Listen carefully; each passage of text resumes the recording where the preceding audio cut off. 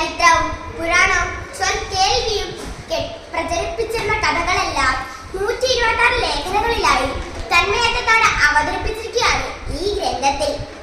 ചെറിയ കുട്ടികൾക്ക് പോലും മനസ്സിൽ കൗതുകം വളർത്തുന്ന വിധത്തിലാണ് ഐതിഹ്യമാലയിലെ വർണ്ണനകൾ. പണ്ഡിത സമൂഹത്തിനിടയിലും ആഢ്യകുലത്തിന്റെ സ്വരവളച്ചിൽ വേദികളിലും മാത്രം ഒതുങ്ങി നിന്നിരുന്ന ഐതിഹ്യ സാഹിത്യത്തെ സാധാരണക്കാർക്കിടയിലേക്ക് കൊണ്ടുവരാൻ ഐതിഹ്യമാല വഹിച്ച പങ്ക് വളരെ വലുതാണ്. ഒരു പക്ഷേ ഐതിഹ്യമാല ഉണ്ടായിരുന്നില്ലെങ്കിൽ പറവപ്പെട്ട പന്ത്രകുലവും ആ കുലത്തിന് 12 നായകന്മാരും കേരളത്തിൽ ഇത്രയും പ്രസിദ്ധരാകുമായിരുന്നില്ല.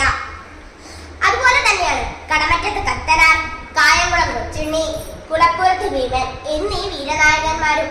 പാഴൂർ പടിപ്പുര, കല്ലൂർ മാന, പാട്ടൻപുറത്ത ഉപ്പുമാങ്ങ തുടങ്ങിയ സാമഗ്രികളും പ്രാദേശിക ഭേദമന്യേ മലയാളികൾക്ക് പരിചിതമായി തീർന്നത്. കേരളത്തിന്റെ ചരിത്രവും ഐതിഹ്യവും കഥകളിലൂടെ ആവിഷ്കരിക്കുന്ന എക്കാലത്തെ ക്ലാസിക് കൃതിയായി ഐതിഹ്യമാല മാറി. ഇതിൽ ധാരാളം കഥകൾ ഉണ്ട് എന്ന് പറഞ്ഞു വരുന്നു.